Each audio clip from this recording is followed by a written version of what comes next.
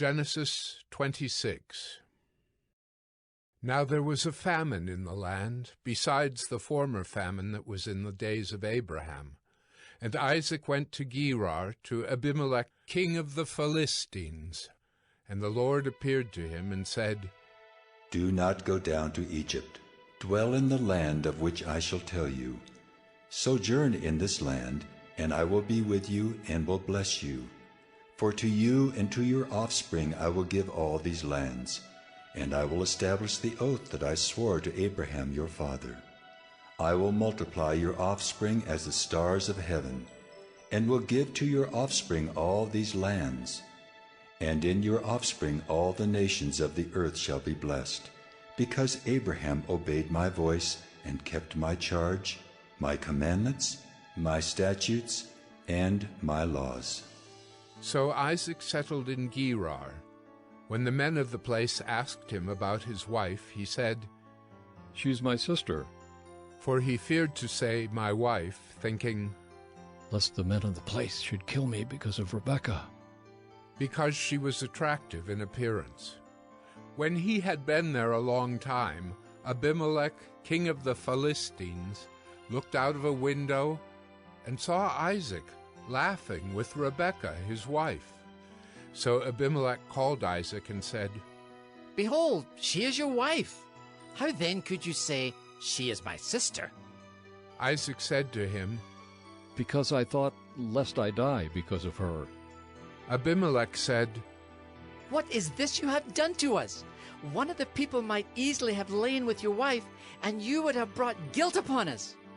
So Abimelech warned all the people, saying, Whoever touches this man or his wife shall surely be put to death.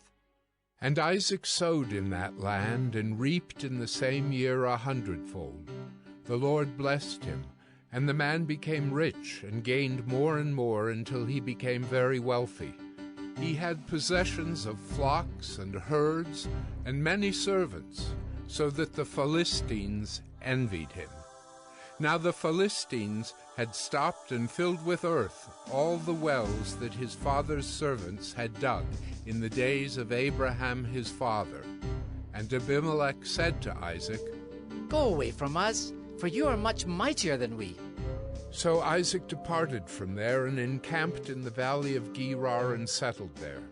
And Isaac dug again the wells of water that had been dug in the days of Abraham his father, which the Philistines had stopped after the death of Abraham. And he gave them the names that his father had given them. But when Isaac's servants dug in the valley and found there a well of spring water, the herdsmen of Gerar quarreled with Isaac's herdsmen, saying, The water is ours. So he called the name of the well Esek, because they contended with him.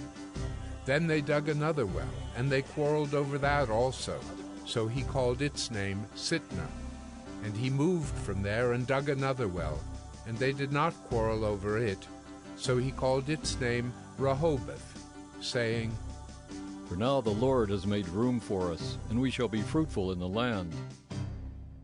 From there he went up to Beersheba, and the Lord appeared to him the same night and said, I am the God of Abraham your father. Fear not, for I am with you and will bless you, and multiply your offspring for my servant Abraham's sake. So he built an altar there, and called upon the name of the Lord, and pitched his tent there.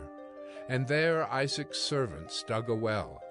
When Abimelech went to him from Gerar with Ahuzzath his adviser, and Phicol the commander of his army, Isaac said to them, Why have you come to me, seeing that you hate me, and have sent me away from you?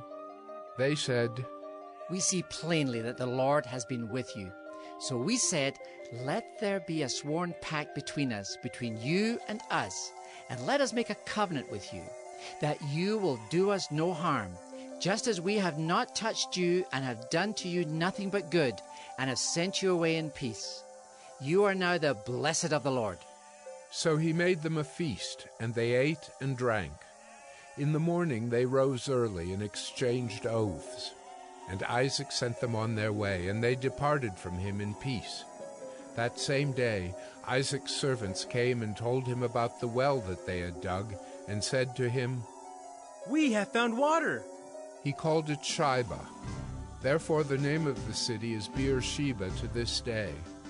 When Esau was 40 years old, he took Judith, the daughter of Beeri the Hittite, to be his wife, and Basemath, the daughter of Elon the Hittite, and they made life bitter for Isaac and Rebekah.